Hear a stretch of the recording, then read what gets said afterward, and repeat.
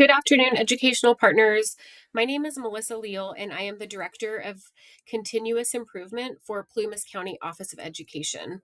I'm here today to provide you with a summary of our newly adopted Local Control and Accountability Plan, also known as LCAP. Our LCAP was board approved at the June 24th school board meeting. The LCAP is about a 120-page document, and it can be found on our website by accessing it on the About page and then scroll down, and you'll find the whole LCAP document there. Well, what is the LCAP? The LCAP is a 3-year plan that explains how districts will improve student learning and use state funding to meet those goals. We are currently in year 3 of a 3-year LCAP cycle, and we develop one LCAP for Plumas County Office of Education and Plumas Unified School District. Our LCAP explains how additional funding is budgeted to increase services and supports for students with the greatest needs. Those are students including low-income students, English learners, students in foster care, and students experiencing homelessness. What are annual expected measurable objectives? You will find these within the document. Annual expected measurable objectives answer this question: how will we know if our actions and services are making a difference for our students?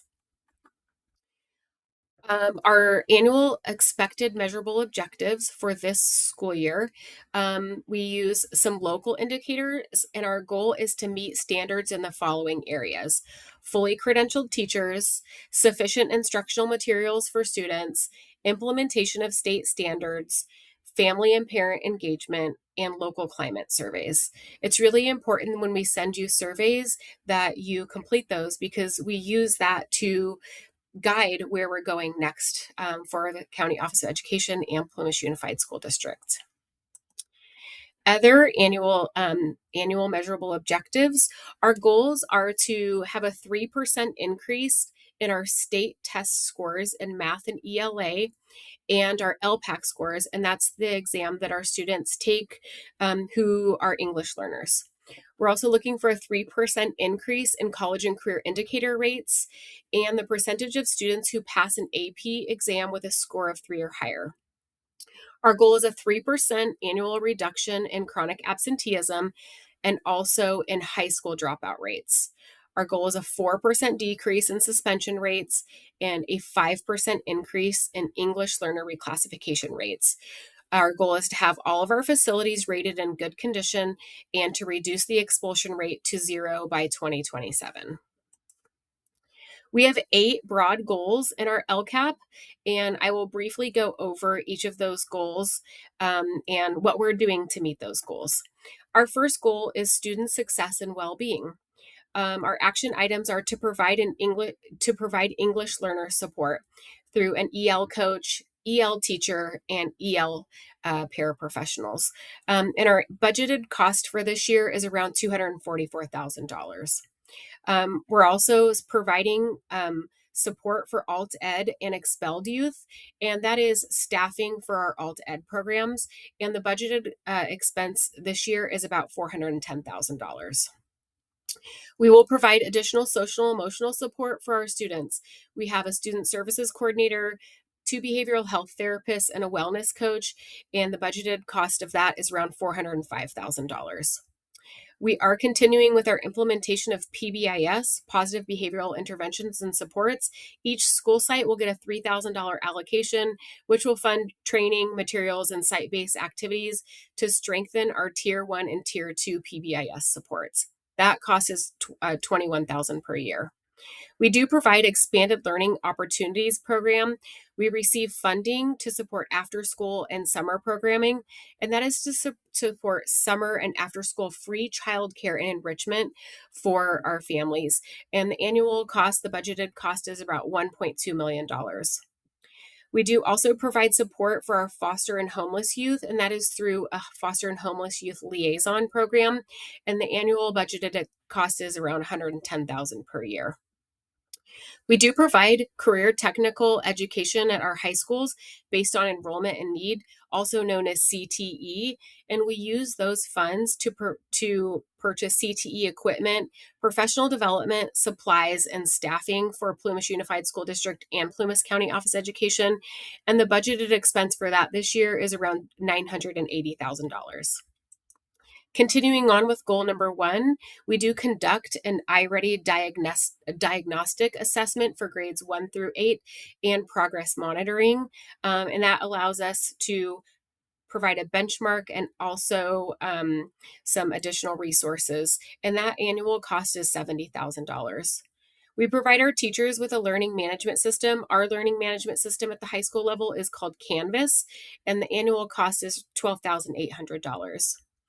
We do receive funding to expand access to our arts education. So that is for arts, band, music, and many other things that expand arts education. And our budgeted expenses this year are around $735,000. I'm happy to report that we are able to provide library support services this year. We will have library staffing at our school sites, as well as a $2,000 per year allocation to help with library operations and resources. And our budgeted cost for that is around $215,000. Goal number 2 is financial stability. As you know, Plumas Unified School District is in receivership and has been working very hard to decrease that $9.5 million structural deficit, while Plumas County Office of Education has the goal is to maintain a balanced budget and keep a reserve.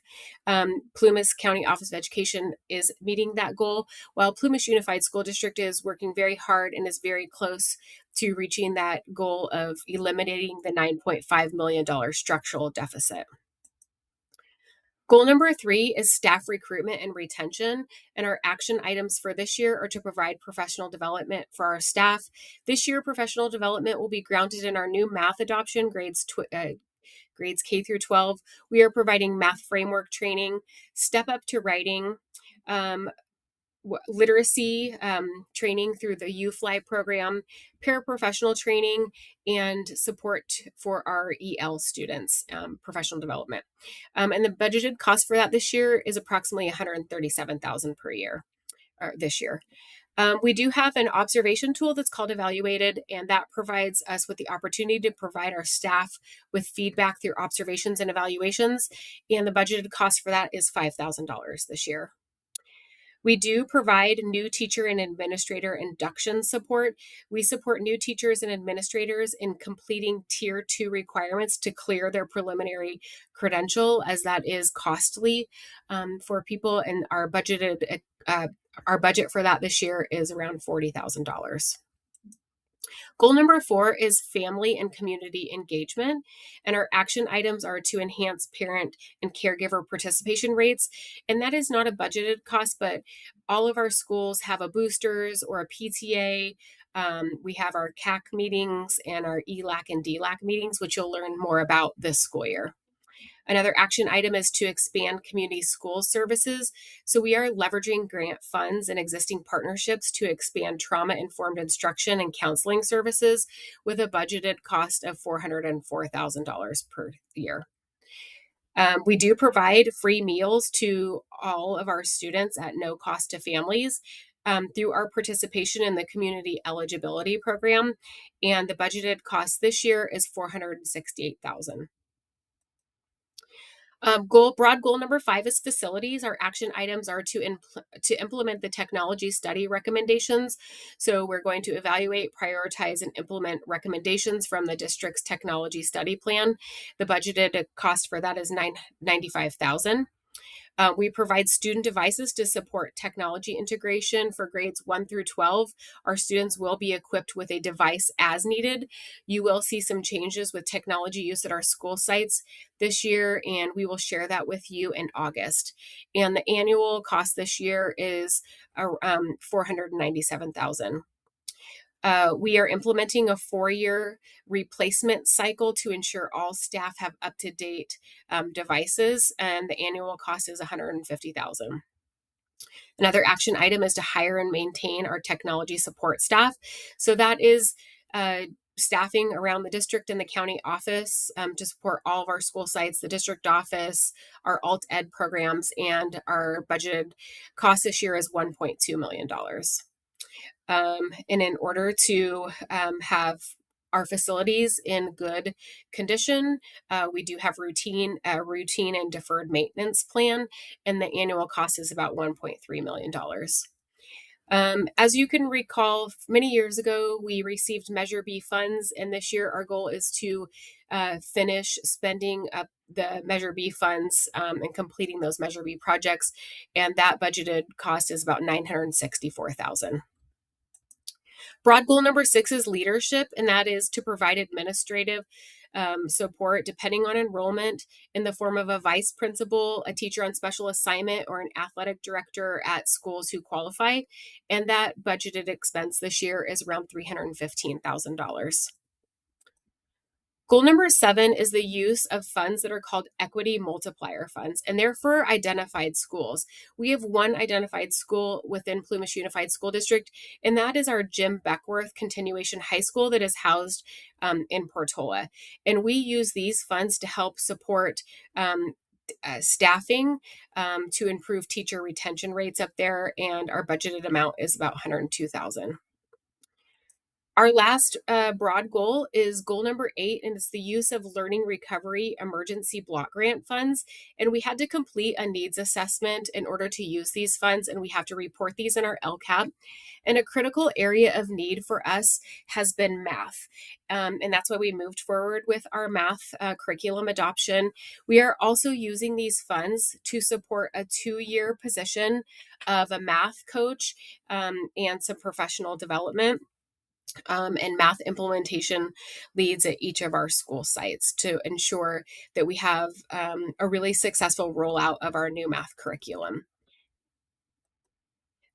Like I said, the full report is located on our website, and I will provide a mid-year update in January or February. Please reach out if you have any questions. Have a great day.